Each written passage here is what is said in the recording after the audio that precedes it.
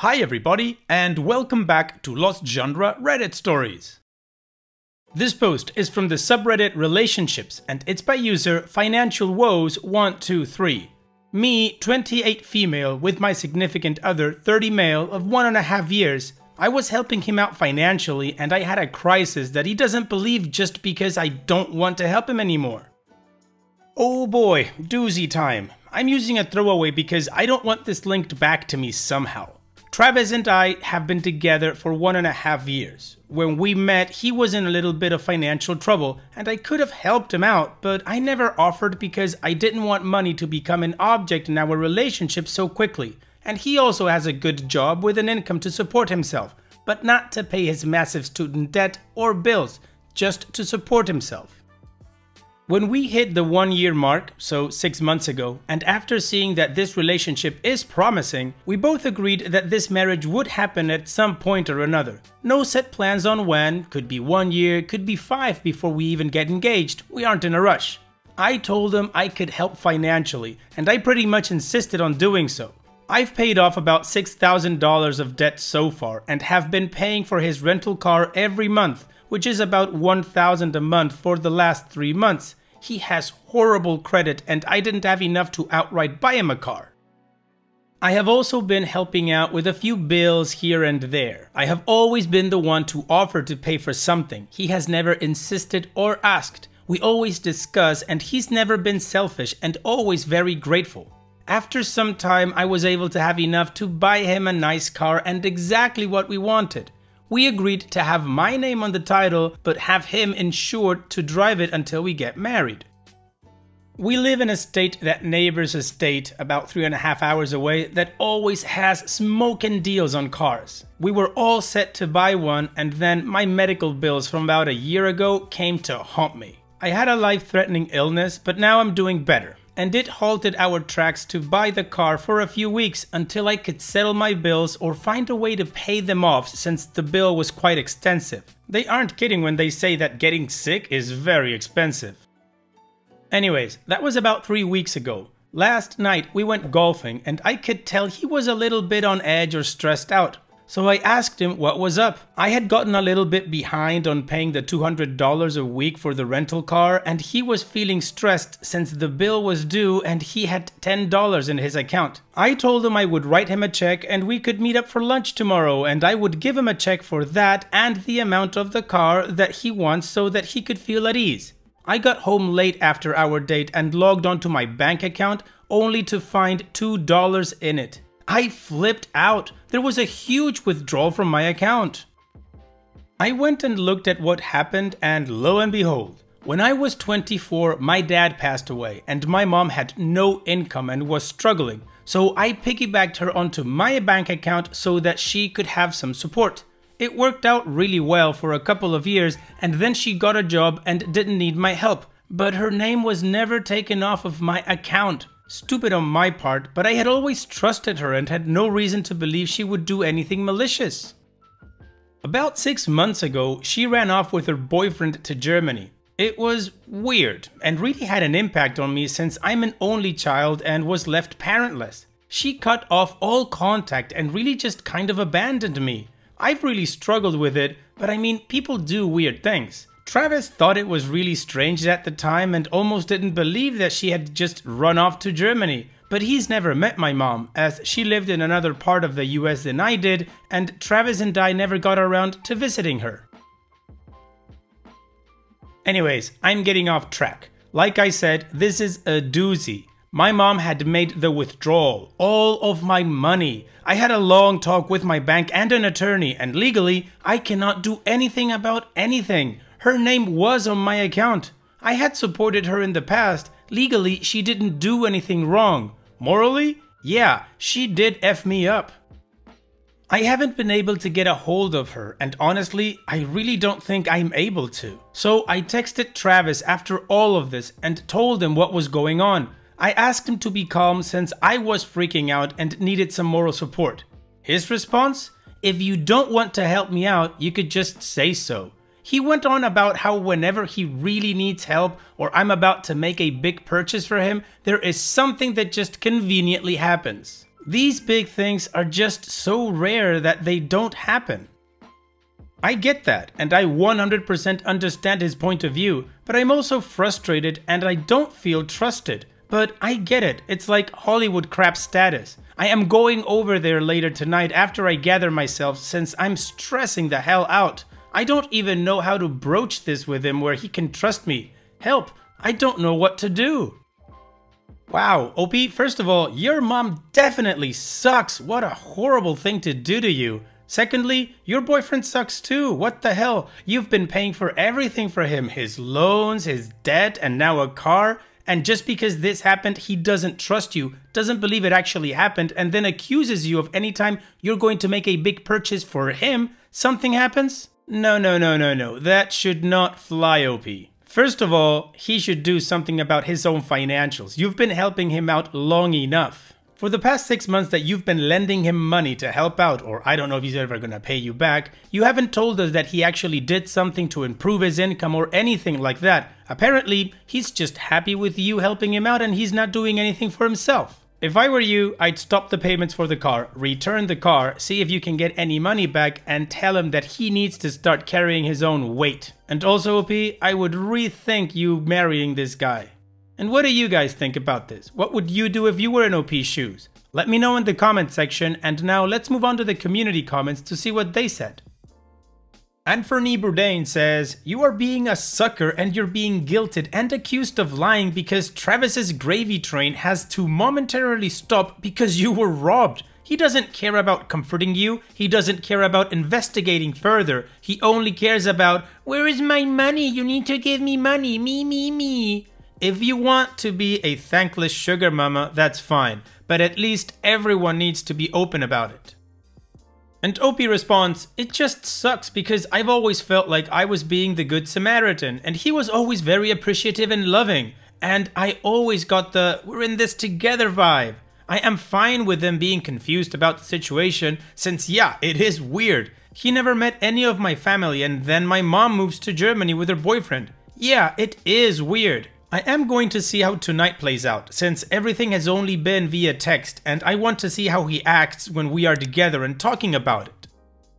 Steve353 says, "Can't you just show Travis your bank account with the huge withdrawal by your mom? Like, I'm assuming that your bank statement also has information about where the withdrawal was made.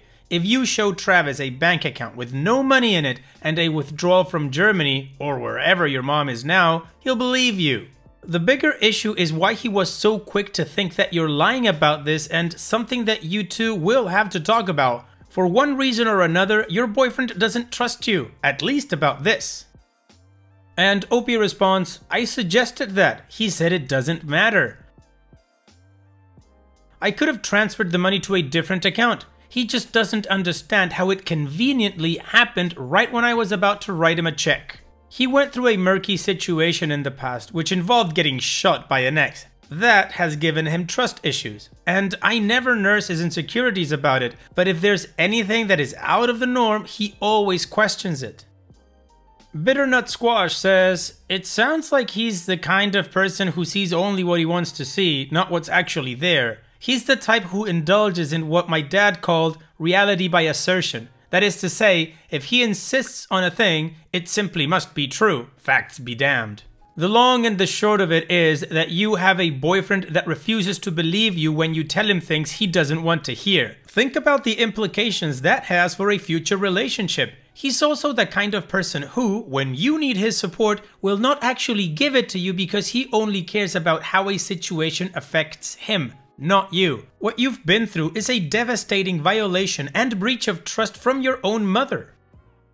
He doesn't even care, he just wants you to pay for his stuff. Again, please think about the implications of this for the future of a relationship with him. Travis has no actual reason to disbelieve you other than the fact that the reality of the situation is inconvenient to him. He's being horrible to someone who has done nothing but help and support him for a long time. I am seriously enraged on your behalf. You sound like a very giving and supportive person. You deserve to be with someone who is equally giving and supportive, not with someone who treats you like dirt the minute you can't, through no fault of your own, keep paying his way. And OP responds, yes, I totally agree with you. This is really helpful insight. It is tough because I get his frustration being carless. His car was totaled when someone ran a stop sign. I was in the car with him and know this to be the truth. It was not his fault, as a full-grown man and having overwhelming debt. But I also don't understand where he thinks there are holes in my story. He thinks I am some sort of Jane Doe because he never got to meet any of my family, which to me doesn't make any sense. He knows my personality and what I've told him about where I grew up. I moved states for a new job opportunity, so he thinks I have some secrets and I am not telling the truth about something, but he doesn't know what. Okay, well, the community is pretty clear about what they think. So before we move on with the update, let's take a look at a little bit more information that OP gave in the comment section that I was able to curate for you guys. So, for those asking, my mom stole $34,680 plus some change. So basically, all my savings. Neat.